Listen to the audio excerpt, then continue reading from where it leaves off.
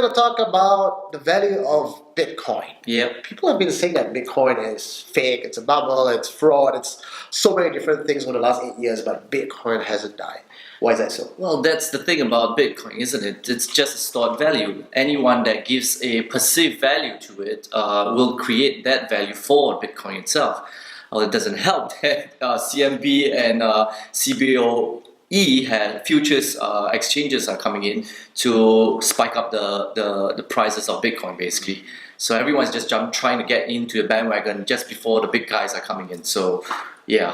So you mentioned perceived value, right? Yeah. So does that mean that just because I say this floor pot is worth $16,000 tomorrow, it's going to be worth $16,000? Well, if you can convince someone that it's $16,000, someone would pay for it, isn't it? So the rarity of it basically comes from the miners themselves, because the incentives for mining itself, we've covered this the previous episode, that every 4 years it's going to be reduced by half, which means to say, Eugene, now if you are mining Bitcoin, you want to mine as much Bitcoin as before 2020 because that's the year, right? That's the year that's going to have another halving. So currently the miners are getting 12.5 Bitcoins, and in 2020 it's going to be 6.25.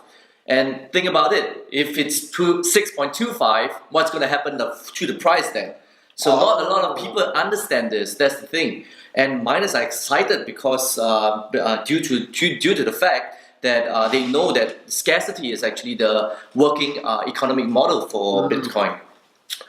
But the value of a coin doesn't just come from a scarcity, right? Like I could just say, I have only 3 flower pots in the room, who wants to buy it, right? So what else will contribute to the value of Bitcoin then? So we have scarcity, of course. Yeah. And if you're going to compare it to gold, it also means that Bitcoin is limited. Yeah, so that's scarcity. We talk about, what is the word? I think it's fungible.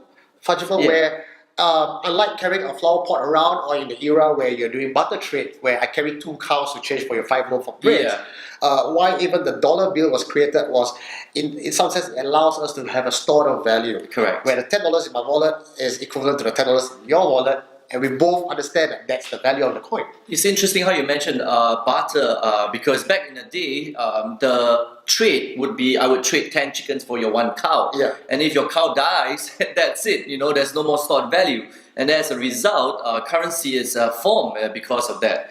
Right now, where we are actually at the principle of a digitized component of the currency, basically. Yeah, and for everyone who says that fiat currency is not important or is very important, so there are 2 camps, right? The rebels and then those who, the old school mentality. I personally don't think that fiat is going to go out of style. In fact, I think if you look at it, most of us are actually very used to digital currency and digital payment. When was the last time you paid in fiat? Online, right? Online shopping, you pay in digital currency. When you get your salary, your boss don't give you a whole suitcase of cash, right? It's all through a check, it's all numbers. So the idea behind digital currency is nothing new. So to adopt Bitcoin, why you see Bitcoin running up so high now, it's actually something that's very comfortable to people already. Exactly. So just to know, Bitcoin itself is has a limited supply of 21 million. By the way, that's why you have people wanting to own Bitcoin as much as possible. Yeah. So 3 things, right? So we have the scarcity, which is limited number of Bitcoin supply. We have fungible, it's easy to move around and carry around, and it's a store of value. So these 3 points actually give Bitcoin its value. Well, to add on one more point, it's adoption. So Japan itself has adopted to 4,500 stores in Japan, and Japan's government has officially declared that Bitcoin is an official currency. So, well, I think that's a smart move, don't you think? Yeah, actually, you're right. That's a very smart move. So the most important point, in fact, is actually adoption. If no one wants to use the coin, exactly, no value, right? So we are actually seeing a worldwide phenomenon now where people are adopting it, using Bitcoin, but we also find that because of the huge swings in the Bitcoin value, it's very hard to use it as a form of dependable currency. Yeah. But we feel that's all going to change in the years to come.